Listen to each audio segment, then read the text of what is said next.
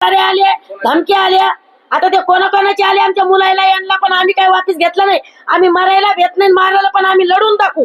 आम्ही असे इमानदार नगरसेवक आहे. आम्हाला इतक्या वर्षात कामं तागत नाही भेटले तरी आम्ही पैसे लावून कामं केले. आमच्यावर इतकं कर्ज झालं. आज लोकांकडे गाड्या, एक नगरसेवक आहे की आमच्याकडे एक मोटरसायकल लवकर गाडी नाही. इतका आमच्यावर अत्याचार केलेला आहे. आम्ही म्हणत होते तुम्हाला नेमकं काय म्हणत होते, त्यांची काय मागणी होती? त्यांची एकच मागणी होती, तुम्हाला तिकीट देऊन निवडून आणू. तसं नाही, आज काय म्हणले? आज सारे म्हणे वापिस घ्या.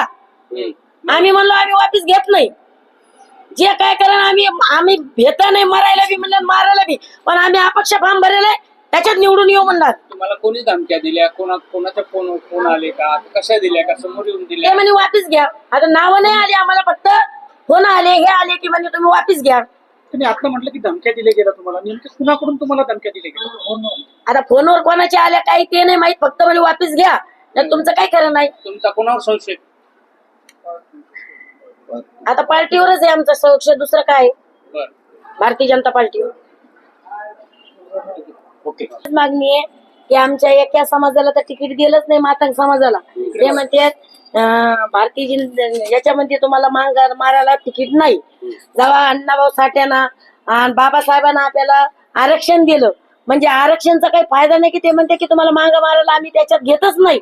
आणि आखरी लोक आम्हाला म्हणे आम्ही काँग्रेसमध्ये थेट इतक्या वर्षानं 20 वर्षानं आम्ही त्याच्यामध्ये, तरी आम्हाला इकडे आणलं की तुम्हाला आम्ही तिकीट देऊ, इकडे हे करू.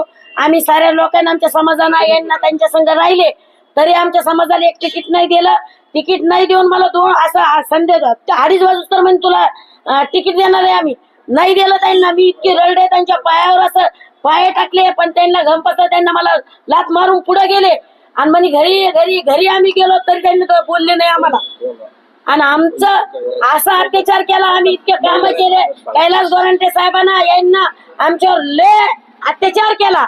म्हणजे ते म्हणते की आम्ही तुम्हाला तिकीट बी देणार नाही, तुमचे मातंग समाजाचे मत बी आम्हाला पडत नाही, आम्ही दलित लोकांना देतच नाही. एक दलित लोकांना आमच्यावर दिलं नाही.